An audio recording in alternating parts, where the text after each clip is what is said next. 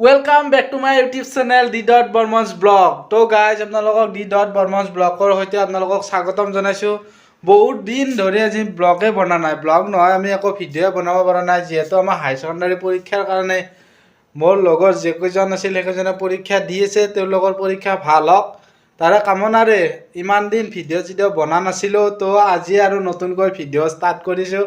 Guys ভিডিঅ'টো আমাৰ শিৱৰাত্ৰি পূজাৰ শিৱ পূজা উপলক্ষে আপোনালোকক বনোৱা হৈছে, মানে আমাৰ বৰমাহঁতৰ বনোৱা হৈছে, মানে শিৱ পূজাখন আৰম্ভ কৰি আছে। তো গাইজ আজি শিৱ পূজাৰ ওপৰতে ভিডিঅ'টো বনাম বুলি ভাবিছোঁ। তো গাইজ কেনেকুৱা হয় আপোনালোকে কমেণ্ট কৰিব, লাইক কৰিব, শ্বেয়াৰ কৰিব। আৰু গাইজ অলপ চলপ মানে ঘোটা ম'হ খাম দিয়কচোন, আৰু কেনেকৈ কি বস্তু দিয়ে আপোনালোকক দেখাই আছোঁ। তো বলক গাইজ ভিডিঅ'টো আৰম্ভ কৰোঁ, বলক। তো গাইজ এয়া মই বৰমাহঁতৰ ঘৰ আহি পালোঁ। এয়া আমাৰ পূজা আৰম্ভ কৰি আছে, বামুণে আৰম্ভ মানে যা যোগাৰ কৰি আছে। তো এয়া মোক কল আনিবলৈ দিছিল, মই ইয়াক কল আনি দিলোঁ। আৰু মানে মোক কিবা কাৰণে আনিব দিছিল দিয়কচোন, মই কিন্তু গোটেইখিনি দেখাব পৰা নাই, তাৰে বাবে দুখিত। তো গাইজ এই ভিডিঅ'টো মানে দেখাই আছোঁ যি যা যোগাৰহে কৰি আছে, আৰু বামুণে ষ্টাৰ্ট কৰিব মানে মন্ত্ৰ বোলাবৰ কাৰণে। তো আমাৰ শিৱ মন্দিৰটো ডুমবোৰো। তো গাইজ এতিয়া আছে মানে বহুত যিখিনি বস্তু যোগাৰ লাগে সেইখিনি আছে। তো গাইজ আৰু আপোনালোকক মই বস্তু এটা দেখাই আছোঁ, যোনে যোনে খাই এইবিলাক আমাৰ শিৱ বাবাৰ প্ৰসাদ চিলিম আৰু ভাং যিটো আছে সেইটো কেনেকৈ বনাই কি কৰে মই আপোনালোকক দেখাইছোঁ। এইটো হৈছে চিলিম। তো গাইজ এইটোৱে হৈছে আমাৰ সদায় শিৱ বাবাৰ মেইন বস্তু। তো গাইজ এইটো নহয় দিয়কচোন, আৰু আছে। তো এইটোৰ ভিতৰত ইয়াত এটা সৰু টিকৰা বুলি কয়, তাক ইয়াত ভৰাই দিয়ে মাটিৰ চুঙাৰ নিচিনাকৈ। তাৰপিছত এই বস্তুটোৰ ভিতৰতে এইটো যিটো বস্তু থাকে সেইটো ইয়াত ভৰাই দিয়ে। কিন্তু গাইজ কোনো এইবিলাক সেৱন নকৰিব, এইবিলাক স্বাস্থ্যৰ পক্ষে হানিকাৰক। তো গাইজ মই আপোনালোকক এনাই জাষ্ট দেখাইহে দিছোঁ, কোনো ভুল ভ্ৰান্তি নধৰে যাতে। মইতো মানে এনাই দেখাই দিছোঁ গাইজ, একো দোষাদোষ নধৰিব। তো গাইজ এয়া আমাৰ খিচাৰীৰ কাৰণে চৌকা আৰম্ভ কৰি আছে। আৰু এয়া আহি কিনে আমাৰ বছে আহি মানে এতিয়া বহিছে, বামুণে কিবা কাৰণে মন্ত্ৰ বুলি আছে আৰু এই কৈ আছে। গাইজ আমাৰ ভিডিঅ'টোৰ মানে শিৱ পূজাৰ আৰম্ভ হৈ আছে। তো গাইজ শুনি থাকক, আপোনালোকক মই কিছু মুহূৰ্ত ভিডিঅ' দেখাই আছোঁ শিৱ পূজাৰ।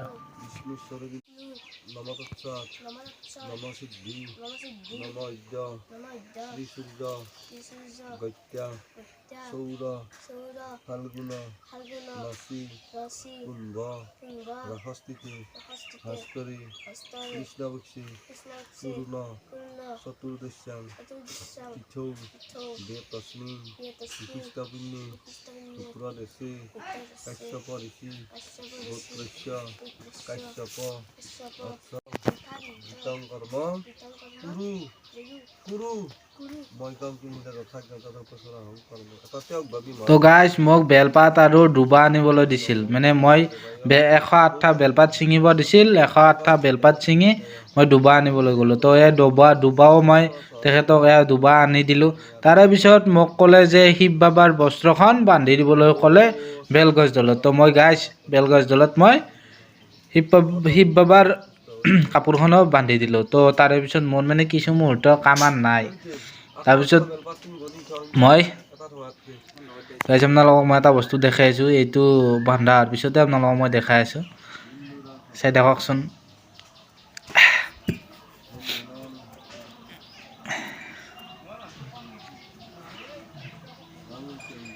তো গাইজ ইয়াতে মানে গাখীৰ আৰু মানে সেই পানী দিয়ে আছে, মানে এতিয়া ঘোটাৰ কাৰণে এয়া প্ৰস্তুতি চলাই আছে। তাৰপিছত মই আৰু ৰিটাৰ্ণ আহিলোঁ মই পূজাস্থলীলৈ। ইয়াক হোম পূৰা আৰম্ভ কৰি আছে, গাইজ। তাৰপিছত মই গ'লোঁ ইয়াৰ পৰা অলপ সময় ছাইড কাটি আমাৰ ভজনৰ কাৰণে ৰুটি বনাই আছিল। তাৰপিছত ৰিটাৰ্ণ আহিলোঁ মই হোমস্থলীলৈ। এয়া হোমৰ জুই দেখিছে নহয়, এয়া হোমস্থলীত হোম পুৰি আছে।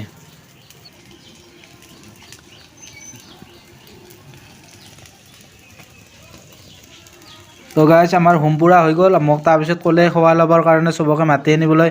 তো মই মাতি আনিলোঁ, চব ইয়াত আহি উপস্থিত। আমাৰ এতিয়া সেৱা লৈ আছে। মই বহি গ'লোঁ, মোৰ কাষত এইটো দাদা, আমাৰ দাদাৰ কাষত এইটো মানে বছ, দাদাৰ পুতাক। মানে গোটেইমখা আহি আছে দেখোন গাইজ, এটা এটাকৈ আহি আছে। আমার বামনে আজি মানে 10টাতে পূজা শেষ মানে 7টাতে আইছি 10টাতে পূজা শেষ করে দিলা বেলেগ স্পিড বামন কিন্তু না বামনে আর কবাত রাখিয়ে আছে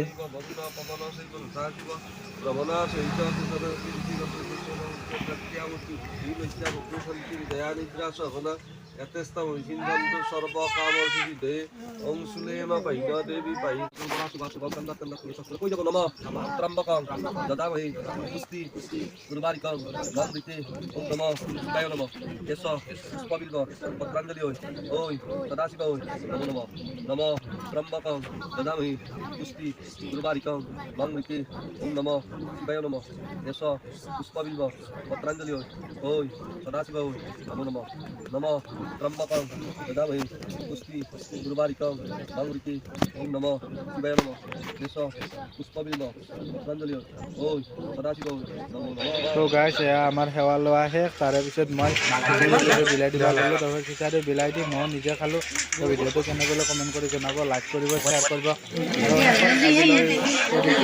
বাই বাই নেক্সট ভিডিঅ'ত লগ পাম জয় শ্ৰীৰাম। তো গাইছ